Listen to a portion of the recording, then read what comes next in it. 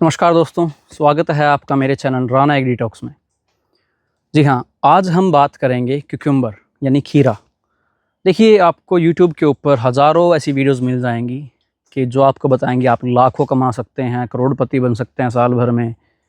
लेकिन मैं आपको यहाँ पे एक रियलिटी दिखाने वाला हूँ।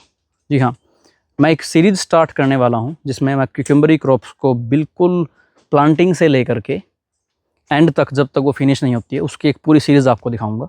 साथ ही एक शॉर्ट रखने के लिए, उस चीज़ के लिए मैं इन चीज़ों को 8 अलग अलग वीडियोस में कन्वर्ट कर दूंगा, जिसमें रहेंगी स्टार्टिंग में, तो जैसे कि आज इस वीडियो में आप देखने वाले हैं, थोड़ी सी हिस्ट्री और प्लांट को समझेंगे कि एक्चुअल में जो खीरे का जो पौधा है वो उसमें क्या क्या पार्ट्स होते हैं और क्या क्या उनकी रिस्पॉन्सिबिलिटीज़ होती हैं हर एक पार्ट की। ठीक है।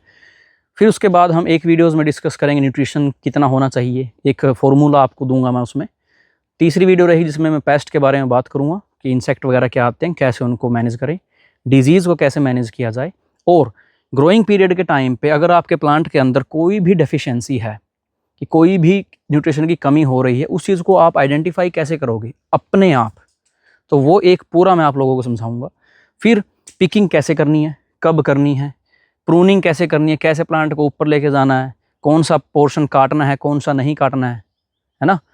और फिर एंड में जब सब फिनिश हो जाएगा कि क्रॉप को जब आप हार्वेस्ट कर रहे हो, उस चीज़ की क्वालिटी को आप मेंटेन कैसे कर सकते हो। क्योंकि खीरे की जो खेती है या कोई भी ऐसी खेती है जो आप उगा रहे हो और बेचने जा रहे हो मार्केट में, हार्वेस्टिंग के बाद उसमें आप कोई बदलाव नहीं कर सकते हो।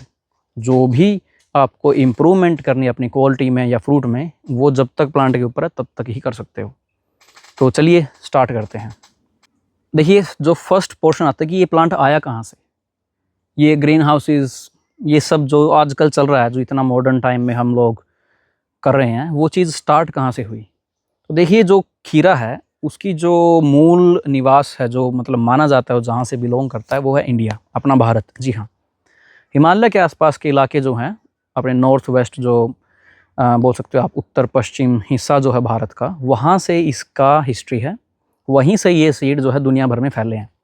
उसके बाद ब्रीडिंग हुई है, अलग अलग किस्में बन गई हैं, है ना। तो लेकिन ये स्टार्ट हुआ था इंडिया से ही। और जी हाँ, पिछले 3000 सालों से हम ये चीज़ उगा रहे हैं इंडिया के अंदर। फिर भी भारत का किसान पीछे क्यों है? आप झूठ मानेंगे, 100 में से कोई 1 या 2 ऐसा ग्रोवर होगा इंडिया में जो कि खीरे को प्रॉपर तरीके से उगा रहा है। बाकी सब देखा देखी में लगे हुए हैं। जी हाँ, तो चलिए स्टार्ट करते हैं हिस्ट्री से। जो व्यापार के थ्रू या फिर किसी न किसी वजह से ये सीड पहुंच गए थे मिस्र।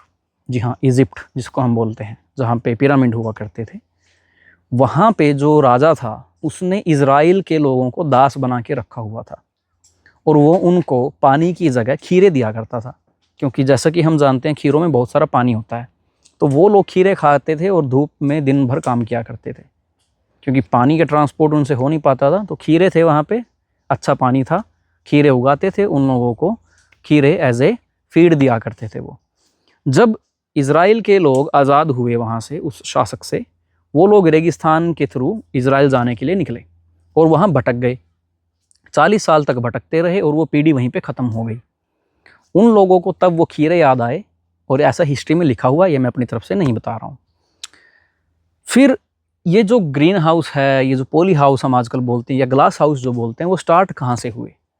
देखिए, रोमन, यानी कि आज के टाइम में हम रोम कह सकते हो, रोमन एम्पायर कह सकते हो, उनमें एक राजा हुआ करता था, टिबेरियस। उस राजा को खीरे इतने पसंद थे कि उसको चाहिए था कि वो 12 महीने हर दिन खीरे खाएगा ही खाएगा। उसने अपने लोगों को लगा दिया काम पे। तो वहाँ पे एक इंसान था, उसका नाम आज तक हिस्ट्री में नहीं है, क्योंकि बहुत से ऐसे हिस्टोरिकल इवेंट्स रहे हैं रोमन टाइम में कि जिन बंदों ने उन चीज़ों को इन्वेंट किया है, उनका नाम आज तक सामने नहीं आया, है ना। तो एक ऐसी तकनीक उन लोगों ने निकाली थी। स्पेन के अंदर एक खान थी कांच की, जी हाँ, ग्लास, कांच जो हम बोलते हैं, उसकी खान थी। उन्होंने वहाँ से कांच निकाला, एक ग्लास हाउस बनाया। उस टाइम में थोड़ा इतना अच्छा नहीं था जितना जैसा कि आज है, लेकिन उस टाइम पे बनाया था उन्होंने। वो लोग पहियों वाली एक ट्रॉली बनाई, उसके अंदर खीरे लगाए, खीरे उगाते थे, फर्टिलाइज़र देते जैसा कि हम आजकल देते हैं, उस टाइम पे भी ऐसे ही चलता था। लेकिन उन लोगों ने उस चीज़ को ग्लास से कवर कर दिया। और उस रेहड़ी को वो या उस ट्रॉली को वो लोग धूप में बाहर निकालते थे जब सर्दियाँ होती थी, और फिर जब दिन छपने लग जाता था या दिन ढलने लग जाता था, उस चीज़ को वो वापस लेके चले जाते थे घर के अंदर। इस तरीके से उन लोगों ने स्टार्ट किया था ये कंट्रोल करना एटमॉस्फेयर को या वेदर को। जी हाँ, यही रीज़न है कि ये जो ग्रीन हाउस हम देख रहे हैं आजकल, इनका मेन पर्पज़ यही है कि हम किसी तरीके से वेदर कंट्रोल करें, लेकिन हो उल्टा रहा है ना। लोगों ने पॉली हाउस लगा लिए। खीरों की खेती वैसे गर्मी में होती है, सबको पता है, लेकिन गर्मी इतनी ज़्यादा हो जाती है कि फ्रूट अबॉर्ट हो जाता है। जब सर्दियाँ आती हैं तो इतना ठंडा हो जाता है कि आप कंट्रोल नहीं कर पाते हीट को। तो वो सब चीज़ें मैं आप लोगों को सिखाऊंगा कि कैसे पॉली हाउस का पूरे से पूरा जो है आप फ़ायदा उठा सकते हो मेरी वीडियोस देख करके। तो चलिए अब हम स्टार्ट करते हैं प्लांट के पार्ट्स से लेकर के। समझेंगे कि प्लांट के पार्ट्स क्या है, क्या वो आपको शो करते हैं, क्या सिम्टम्स होते हैं उनके, कि आप लोगों को पता चल सके कि आपका प्लांट हेल्दी है या वो स्ट्रगल कर रहा है। उसके बाद फिर हम ग्रोथ फेज़ में जाएंगे। देखिए अब हम बात करेंगे प्लांट के पार्ट्स के बारे में। देखिए जो क्यूकम्बर के अंदर जो रूट्स होती हैं वो बहुत ही शैलो होती हैं, वो ऐसे नीचे की तरफ फैलती हैं, ना कि डीपली जाती हैं। इसीलिए इनको नायलॉन के धागों की ज़रूरत पड़ती है ताकि ये वर्टिकली ऊपर जा सकें और हम ज़्यादा से ज़्यादा क्यूकम्बर की खेती कर सकें। जो लीव्स होते हैं वो जितने बड़े होंगे उतने अच्छे होते हैं, ताकि प्लांट अपनी ज़्यादा से ज़्यादा अपना खाना बना सके फोटोसिंथेसिस के थ्रू और फ्रूट्स को फिल कर पाए, है ना। फिर आता है ये जो नोड होती है, इन नोड के बीच में जैसे कि आप देख सकते हो 1 2 3 4 5 6 7, तो ये जो नोड है, हर नोड के ऊपर एक फ्रूट है। इसका रीज़न है कि अभी जो सर्दियाँ चल रही हैं उसके अंदर हम सिंगल नोड वाले फ्रूट की वैरायटीज़ को यूज़ करते हैं, लेकिन जब गर्मियाँ होती हैं उस टाइम पे हमें मल्टी फ्रूटिंग मिल जाती है। एक ही नोड के ऊपर 4 5 फ्रूट आ सकते हैं। तो अभी ऑस्ट्रेलिया के अंदर मई स्टार्ट होने वाला है और इसीलिए यहाँ पे हमने विंटर वैरायटी ऑलरेडी लगा दी है। ये जो क्रॉप है 20 दिन के आसपास की हो चुकी है, और इस वीडियो के स्टार्टिंग में जो मैंने दिखाई थी वो क्रॉप अभी 4 वीक की हो चुकी है, उसमें हम अभी जाएंगे। देखिए ये तो हो गया लीव्स, फ्रूट और स्टेम की बातें। अब आता है ये जो आपको मूंछ दिख रही है, इसको आप हिंदी में मुझे शायद पता नहीं है क्या बोलते होंगे, इंग्लिश में हम इसको टेंड्रिल्स बोलते हैं। इसका मेन पर्पज़ तो प्लांट के लिए ये होता है कि इसको ऐसे लिपटाएगा, ये ऐसे कर्ल करेगा और इसके ऊपर जाएगा। लेकिन जब हम ग्रीन हाउसेस के अंदर खेती करते हैं खीरे की, ये हम तोड़ दिया करते हैं। उसका एक रीज़न है कि अगर ज़्यादा बड़ी हो गई तो ये कभी कभी जो है खीरों को पकड़ लेती है और खीरों का साइज़ बिगड़ जाता है ना। इससे भी ज़्यादा इम्पोर्टेंट चीज़ ये है कि ये जो है आपके प्लांट की हेल्थ को बताता है कि आपका प्लांट कैसा रिस्पॉन्ड कर रहा है इस वेदर के अंदर या इस कंडीशंस के अंदर। जी हाँ, उसके बारे में आज मैं आपको बताऊंगा कि इस मूंछ की सिर्फ ऊपर चढ़ने की बजाय और भी क्या क्या इम्पोर्टेंस हैं, ठीक है। उससे पहले हम बात कर लेते हैं कि ये जो फ्रूट है और फ्लावर्स हैं वो किस टाइप के होते हैं खीरों के अंदर। देखिए पहले ज़माने में क्या होता था कि मेल और फीमेल दोनों टाइप के फ्लावर्स आया करते थे। ये जैसा कि आप फ्लावर देख रहे हो, इसके अंदर ये जो थोड़ा सा फ्रूट है उसके बाद फ्लावर है, ये एक्चुअली फीमेल फ्लावर है ना, इसीलिए ये डायरेक्ट फ्रूट बन रहा है। और आजकल जो मार्केट के अंदर जो वैरायटीज़ आ रही हैं जो कि हाइब्रिड हैं, वो पार्थेनोकार्पिक हैं। मीन्स कि उनको पॉलिनेशन की ज़रूरत नहीं होती, उनको फ्रूट बनने के लिए मेल फ्लावर्स की ज़रूरत नहीं है ना। इसीलिए जो आजकल सीडलेस मेलन्स आ रहे हैं या फिर सीडलेस जो अपने को खीरे मिल रहे हैं, उनका मेन रीज़न यही है, उनको पॉलिनेशन की ज़रूरत नहीं होती। मेलन्स में होती है लेकिन जो खीरों के अंदर है इसके अंदर हम कोई पॉलिनेट नहीं करते हैं, है ना। इसीलिए ये जो जितने भी अपनी वैरायटीज़ हैं सीडलेस, लेबनीज़ क्यूकम्बर जिनको हम बोलते हैं, या फिर पर्शियन या फिर मिडल ईस्ट के जो क्यूकम्बर हैं, मोस्टली आजकल सीडलेस हैं। उसका मेन रीज़न यही है, उनके अंदर मेल फ्लावर्स नहीं होते। अगर बाय चांस कोई मेल फ्लावर आ भी गया, उसको पहचानना कैसे है। देखिए जैसे कि आप इसमें देख सकते हो, इसके अंदर छोटा सा स्टेम है जो कि स्टेम जैसा दिखता है, उसके बाद फ्लावर स्टार्ट हो रहा है, मीन्स ये खीरा बनेगा, इसके आगे ये फूल आएगा। लेकिन मेल फ्लावर के अंदर ऐसा नहीं होता, उसके अंदर डायरेक्ट फूल रहेगा, नीचे कोई स्टेम नहीं रहेगा। यही एक रीज़न है कि इन खीरों के अंदर सीड नहीं होते। बाई चांस अगर आप सीडलेस क्यूकम्बर की खेती कर रहे हो और आपको अगर मेल फ्लावर्स कहीं दिखते हैं उनको जितना जल्दी हो सके तोड़ दीजिए ताकि वो पोलिनेट ना करे और आपके खीरों के अंदर बीज ना बन पाए। अब बात करते हैं ये टेंड्रिल्स की। देखिए, अब जैसे ये बगल वाला है, इसका जो सबसे ऊपर वाला हिस्सा है, इसको अगर आप मॉर्निंग में आकर के देखोगे, मॉर्निंग इन द सेंस कि आप सुबह आओ 8-9 बजे के आसपास, सूरज निकलने के थोड़ी देर के बाद, और फिर अपने को अपनी मेन क्रॉप के अंदर आना है और सबसे ऊपर वाले इन टेंड्रिल्स की लेंथ को देखना है और किस शेप में वो है। उससे आपको पता चलेगा कि आपका प्लांट स्ट्रगल कर रहा है या फिर वो हेल्दी ग्रो कर रहा है ना। अब मैं आपको ले चलता हूँ दिखाने के लिए कि किस तरीके से आप लोग समझ सकते हो कि ये प्लांट अच्छा है या स्ट्रगल कर रहा है, और आपके आने वाले कुछ दिनों में वो आपकी उपज को कैसे अप डाउन कर सकता है। अब मैं आपको ले चलता हूँ अपनी मेन क्रॉप के अंदर, जिसके अंदर प्लांट बड़े हैं, लीव्स बड़े हैं और फ्रूट भी एक्चुअली दिख रहा है।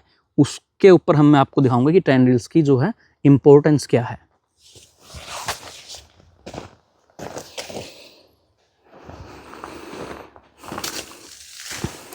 अब जैसा कि थोड़ी देर पहले मैं आपको जिस क्रॉप के अंदर दिखा रहा था वो 20 दिन के आसपास है, और ये क्रॉप जो है अभी 4 वीक की होगी, यानी 28 दिन के आसपास।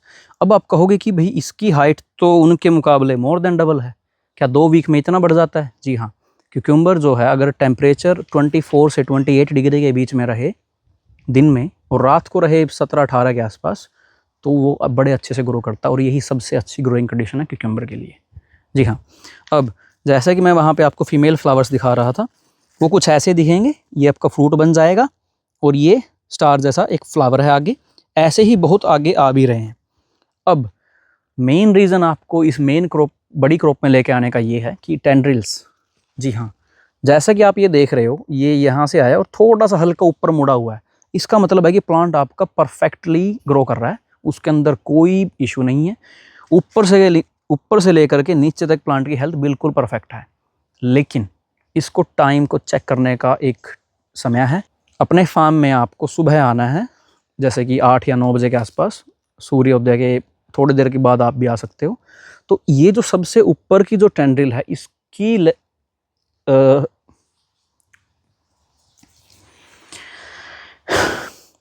प्लांट्स की इंस्पेक्शन करने के लिए आप लोगों को मॉर्निंग में आना है सूर्योदय होने के बाद, और ये जो ऊपर की मेन टेंड्रिल्स हैं इनकी तरफ देखना है। अगर ये ऐसे सीधी होकर के हल्की सी ऊपर की तरफ मुड़ी हुई हैं, जैसे चोंच बनी हुई है ऐसे ऊपर की तरफ, तो मान लो कि आपका प्लांट बिल्कुल सही है, कोई इशू नहीं है, वो अच्छे से ग्रो कर रहा है। जैसे ही वो चीज़ ऊपर जाने की बजाय अगर ऐसे नीचे मुड़ने लग गई इस तरीके से, तो समझ लीजिए कि आपके प्लांट के अंदर या तो रूट्स का इशू है या फिर मॉइस्चर कम है, पानी की कमी है। इसीलिए प्लांट इस टेंड्रिल को नीचे की तरफ मोड़ रहा है ना। अगर यही चीज़ यहाँ पे ऐसे मैं कह दूँ कि जैसे घुंघराले बाल होते हैं, उस तरीके से अगर ये हो जाए, कहीं लिपटे ना पर अपने आप में ऐसे एक छल्ला बना ले इस तरीके से, देख रहे हो, तो इसका मतलब है कि आपका प्लांट जो है न्यूट्रिशन, यानी कि जो आप खार पानी डाल रहे हो उसके लिए स्ट्रगल कर रहा है। इसीलिए वो चीज़ ये कर्ल कर लेता है इस चीज़ को। अगर ये स्ट्रेट रहेगी तो ही आपका प्लांट अच्छे से ग्रो कर रहा है। एक और चीज़ है, ये चीज़ आपको डिजीज़ के बारे में भी वार्निंग देती है। अगर ये चीज़ हल्की सी पीले रंग की हो तो वो हो सकता है कि कुछ न्यूट्रिशन का इशू हो, लेकिन वो पूरी की पूरी पीली रहेगी, फिर कहीं कहीं से नहीं पीली होएगी। बट अगर ये पैचेस हो जाते हैं इस पे ऐसे पीले रंग के, तो वो चीज़ आपको डाउनी मिल्ड्यू के लिए वार्निंग दे रही है। इसीलिए आप लोगों को इस चीज़ को आकर के सुबह देखना है, और हो सके तो फार्म के 4-5 हिस्सों में जाइए। उसका भी मैं आपको एक तरीका बताऊंगा वीडियोज़ में कि कैसे इंस्पेक्शन प्रॉपरली करनी होती है। और अगर आपको वो पैचेस दिखते हैं तो मीन्स आपको डाउनी मिल्ड्यू के लिए स्प्रे ऑलरेडी स्टार्ट कर देनी चाहिए, ताकि वो आपके मेन क्रॉप को डैमेज ना करे। अब जो प्रोडक्शन की प्रोसेस है, जो क्यूकम्बर को उगाने की जो प्रोसेस है, उसको हमने 5 स्टेजेस में डिवाइड किया हुआ है।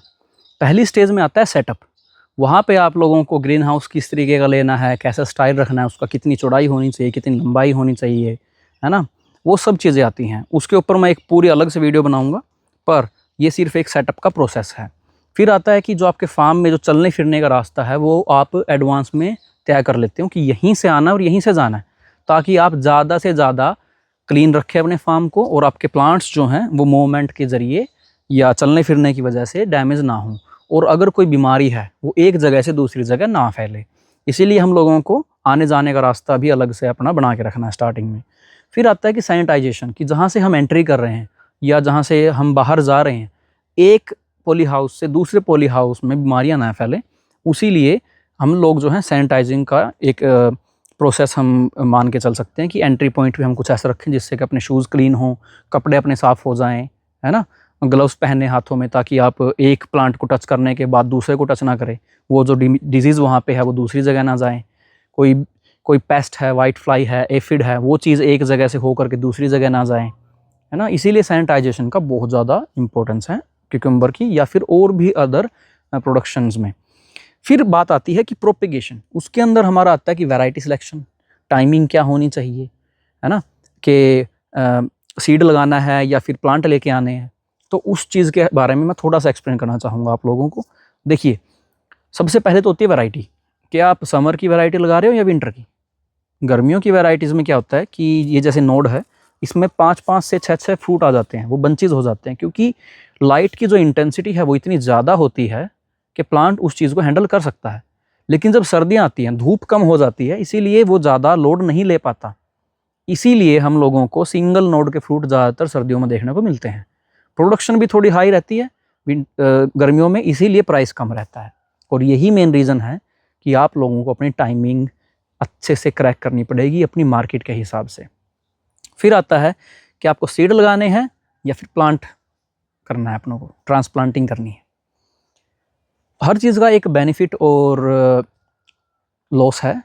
सीड अगर आप लोग लगाते हो, एक तो चीप रहता है कि आप लोगों को ज़्यादा खर्चा नहीं करना पड़ता, लेकिन जब आप उनको प्लांट करते हो, सारे के सारे सीड एक ही टाइम पे जर्मिनेट नहीं होते हैं।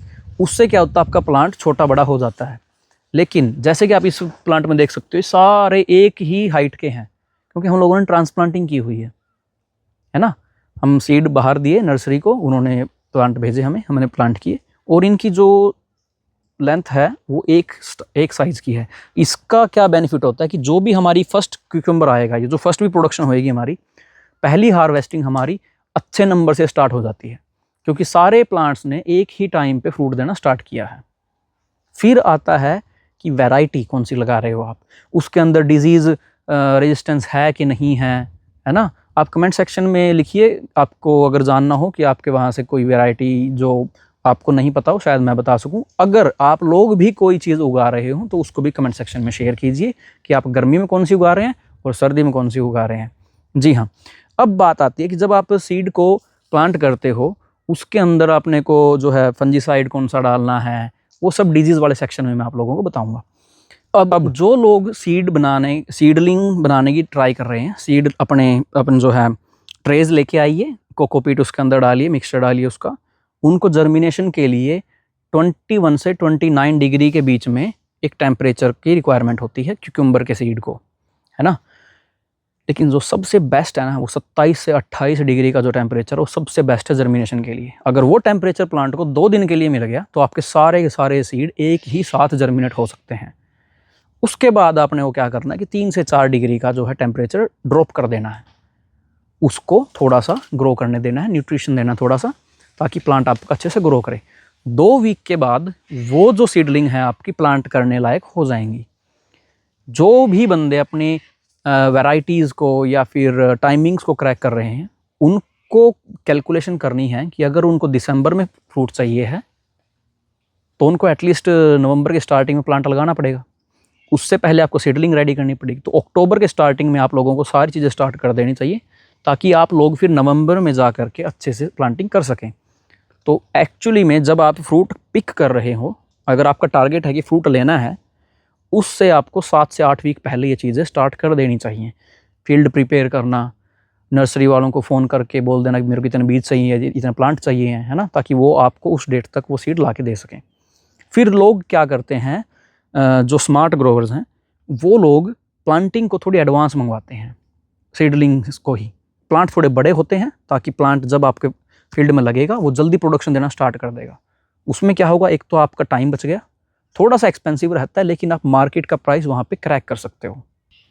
अब बात आती है कि गर्मियों में प्राइस क्यों ड्रॉप हो जाता है। जैसा कि अभी इंडिया में आप देख रहे हो, क्यूकम्बर का जो प्राइस है खीरों का, वो 8 रुपये पर किलो के हिसाब से है, और उससे भी कम कई जगह। तो उसका रीज़न है कि ये जो फसल है क्यूकम्बर की, इसको है ना 14 से 16 घंटे की लाइट चाहिए होती है दिन की, परफेक्टली ग्रोन करने के लिए, जो कि बहुत सही है। गर्मी इतनी ज़्यादा हो रखी है इंडिया में, अभी धूप बहुत ज़्यादा है, लाइट इंटेंसिटी बहुत ज़्यादा है, पॉली हाउस के अंदर वैसे गर्मी रहती है, तो ये है ना बहुत ज़्यादा प्रोडक्शन देते हैं उस टाइम पे। अब रीज़न ये है कि सब प्लांट कर रहे हैं इस टाइम पे, और सब की प्रोडक्शन एक साथ आ रही है, और डिमांड उतनी ज़्यादा नहीं है क्योंकि सप्लाई बहुत ज़्यादा हो गई। इसलिए आप लोगों को क्या करना है कि आपके जो फार्म है उनको सारे को एक साथ मत प्लांट कीजिए, उसको 2 से 3 वीक का डिफरेंस दे करके अलग अलग प्लांटिंग कीजिए। अब जैसा कि मैंने इस वीडियो को स्टार्टिंग में दिखाया, मैं इस क्रॉप के अंदर था, ये 4 वीक की है, दूसरी 2 वीक की है, और अभी 3 वीक के बाद हम अलग क्रॉप लगाने वाले हैं। तो उससे क्या हुआ कि अपने को 3 से 4 अलग अलग टाइप की क्रॉप चल गई, और मार्केट का अगर फ्लक्चुएशन होता भी है तो आप लोग उस चीज़ को हैंडल कर सकते हो। अगर आपने सारी की सारी क्रॉप एक बारी में लगा दी तो एक बारी में वो फिनिश हो जाएगी। अगर आपका पैसा बनना है तो बनेगा, नहीं बने तो फिर आर पार वाली बात हो जाती है। इसीलिए अपने एरिया को आप मैनेज कीजिए, उनको डिवाइड करके अलग अलग टाइम पे प्लांटिंग कीजिए। अगर हो सके तो 1 महीने का गैप दीजिए हर प्लांटिंग में। उससे क्या होगा, आप साल दर जो है स्टार्टिंग के 1 साल 2 साल में आप लोगों को पता चल जाएगा कि किस टाइम पे प्राइस अच्छा आ रहा है। अब जैसा कि इंडिया में है, अपने वहाँ पे जो है नवंबर से जो है प्राइस अच्छा आने लग जाता है, क्योंकि ठंडी स्टार्ट हो जाती है, तो फ्रूट की जो है सप्लाई कम हो जाती है। दिसंबर जनवरी में बहुत अच्छा प्राइस मिलता है, 70 80 रुपये तक भी जाता है प्राइस, अभी भी गया 2-3 महीने पहले। तो उसका रीज़न क्या है कि उस टाइम पे सप्लाई कम है, तो वो चीज़ें कैसे ग्रो होंगी। अब आप कह दोगे कि भी धूप तो कम होती है, ठंड ज़्यादा हो जाती है, हम उस चीज़ में कैसे क्यूकम्बर को उगाएंगे। यहाँ पे अभी ठंड चल रही है, मैं आप लोगों को बताऊंगा पूरा विंटर यहाँ पे कैसा निकलता है, क्या क्या हम चीज़ें अपनाते हैं, क्या डैमेज हमें होता है प्लांट के ऊपर, और कैसे हम चीज़ों को ओवरकम करते हैं, ताकि आप लोग भी बेमौसमी क्यूकम्बर उगा सकें। जब ठंड बहुत ज़्यादा है, हर कोई स्ट्रगल कर रहा है, और आप लोग वहाँ पे क्यूकम्बर लेके पहुँचोगे मंडी के अंदर, उतनी मेरी गारंटी है ना। तो बने रहिए हमारे YouTube चैनल के साथ, और हम ये चीज़ आगे लागू रखेंगे। अब बात आती है कि जो टेम्परेचर है वो 27-28 डिग्री का कैसे मेंटेन हो सर्दियों में। तो यहाँ पे हम लोग क्या करते हैं, जब सूरज ढलने वाला होता है दिन में और अच्छी गर्मी हो जाती है धूप की वजह से, हम चारों तरफ से शेड को बंद कर देते हैं, कोई हवा बाहर जाने का रास्ता नहीं होता। उससे क्या होता है, जो दिन की गर्मी है वो शेड के अंदर बनी रहती है, और सुबह होने तक वो चीज़ उनको जिंदा रखती है, फ्रोस्ट नहीं आने देती, या फिर जो अपना सूखे पाले से जो प्लांट मर जाते हैं उनको मरने से बचाती है। वैरायटी का बहुत बड़ा रोल है, नो डाउट, लेकिन ये चीज़ें फार्मर के हाथ में है। कब वो शेड को ओपन कर रहा है साइडों से, कब वो हवा को अंदर आने दे रहा है, कब वो उसको गर्मी को जो अंदर बना के रख रहा है। कई बंदे यहाँ पे हीटर भी यूज़ करते हैं, वो अपना गर्मी वाला हीटर नहीं, वो अलग हीटर आते हैं यहाँ के, मैं आपको बताऊँगा उस चीज़ के बारे में भी, कि सर्दियों के अंदर वो गर्म माहौल बना के रखते हैं ताकि उनका प्लांट अच्छे से ग्रो करता रहे। जी हाँ, अब स्टेज 3 क्या है क्यूकम्बर प्रोडक्शन की, उसके अंदर आता है अपना जो सीडलिंग आपने रेडी की है, उस चीज़ को आप प्लांटिंग कीजिए मेन सोइल के अंदर, और कोशिश कीजिए कि वो प्लांट आपके कंटिन्यूसली ग्रो होते रहें नेक्स्ट डे से। अगर वो चीज़ वहाँ पे स्ट्रगल कर गई और आपका प्लांट अगले ही दिन या उसी दिन स्टार्ट नहीं हुआ, तो फिर आपका सीडलिंग लेके आने का कोई फ़ायदा नहीं है। सारे प्लांट आपके ऊपर नीचे हो जाएंगे, और फ्रूटिंग में भी वो वेरिएशन रहेगा हमेशा। इसीलिए कोशिश कीजिए, कुछ ऐसे प्रोडक्ट्स मार्केट में अवेलेबल हैं जिनका मैं आपको डायरेक्ट मैसेज या डायरेक्ट कमेंट में आपको बता सकता हूं कि आप लोग कैसे उस स्ट्रेस को बचा सकते हो। अगर आपने आज प्लांट किया है मिट्टी के अंदर पोट से निकाल करके, वो प्लांट आपका स्ट्रगल ना करे 1 या 2 दिन तक, उसको कंटिन्यूसली ग्रो करते रहने देना है। हर एक दिन की कीमत है यहाँ पे क्यूकम्बर के अंदर। अगर आप सारे क्यूकम्बर एक दिन पे उठा रहे हो तो आपको अच्छा प्राइस मिलने के भी चांसेस रहते हैं, और आप जल्दी से जल्दी ग्रो कर पाओगे। जी हाँ, तो ये तो हो गया कि प्लांट को ट्रांसप्लांटिंग किया, उसकी एस्टेब्लिशमेंट के लिए आपने हेल्प करी। ये चीज़ें सारी की सारी मैं डिटेल वीडियोज़ बनाऊंगा। ये एक इंट्रोडक्टरी वीडियो है जिसके अंदर मैं आपको पार्ट समझा रहा हूँ क्या क्या प्रोसेस हो सकती हैं। सेकंड जो स्टेज है, स्टेज 3 के अंदर आती है, उसका है ग्रोथ स्टेज 1। उसके अंदर अपने को प्लांट को सिर्फ वेजिटेटिवली ग्रो करना है, मीन्स उसके ऊपर फ्रूट के लिए ध्यान नहीं देना है। स्टार्टिंग से तो फ्रूट नहीं आएगा ना, उसको पहले फाउंडेशन रेडी करना, उसकी रूट्स अच्छी करनी है, उसको स्टेम अच्छा करना है, प्रूनिंग कर करके उसको ऊपर की तरफ लेके जाना है। प्रूनिंग करनी कैसे है वो चीज़ें आपको सिखाऊंगा मैं। जी हाँ, स्टेज 2 में आता है वेजिटेटिव, स्टेज 3 में आता है कि थोड़ा सा वेजिटेटिव है और थोड़ी सी फ्रूटिंग चल रही, जो कि अभी है। देखो इसमें कोई भी फ्रूट अभी रेडी नहीं है, लेकिन प्लांट की हेल्थ भी अच्छी है और फ्रूट भी आने लग गए हैं। अब हम स्टेज 4 के लिए या स्टेज 3 के लिए इसको हम लोग स्विच कर देंगे। अभी इसके अंदर हम नाइट्रोजन का रेशो थोड़ा सा कम रखेंगे, ज़्यादा नहीं, लेकिन कैल्शियम और पोटाशियम का रेशो बढ़ा देंगे। उससे क्या होगा कि फ्रूटिंग चालू हो जाएगी और अपना प्लांट जो है रिप्रोडक्टिवली ग्रो करना चालू कर देगा। फिर आती है क्रॉप प्रोडक्शन की स्टेज 4, जिसके अंदर आता है अपना क्वालिटी एश्योरेंस। एक बारी अगर आपने फ्रूट पिक कर लिया, उसके बाद आप उसमें कुछ इम्प्रूवमेंट नहीं कर सकते। तो इसीलिए आपके पास चांसेस तभी तक है जब तक वो फ्रूट प्लांट के ऊपर लगा हुआ है। तो कोशिश कीजिए पिकिंग से पहले पहले अपने प्लांट की सारी रिक्वायरमेंट पूरी करें। As a grower, as a farmer, आप लोगों की रिस्पॉन्सिबिलिटी सिर्फ ये है कि उसको अच्छे से अच्छा माहौल देना है ग्रो करने के लिए। अब चाहे वो गर्मियों में आप वैरायटी उगा रहे तो गर्मी मेंटेन करनी है, सर्दियों में है तो सर्दी मेंटेन करनी है। वो कैसे करोगे, उस चीज़ के ऑप्शंस बहुत सारे हैं जो आपको थ्रू आउट द वीडियोज़ में दिखाते रहूँगा इस सीरीज़ के अंदर। देखिए ये इस वीडियो का लास्ट जो है पार्ट है, इसके अंदर प्रूनिंग है। एक स्टैंडर्ड प्रूनिंग तो ये है कि आप एक स्टेम रखिए, एक नोड के ऊपर एक फ्रूट रखिए और प्लांट को ऊपर तक ग्रो करके यहाँ तक वायर तक जाएगा, फिर उसको वापस नीचे लेके आइए, पर नोड पर फ्रूट रखिए।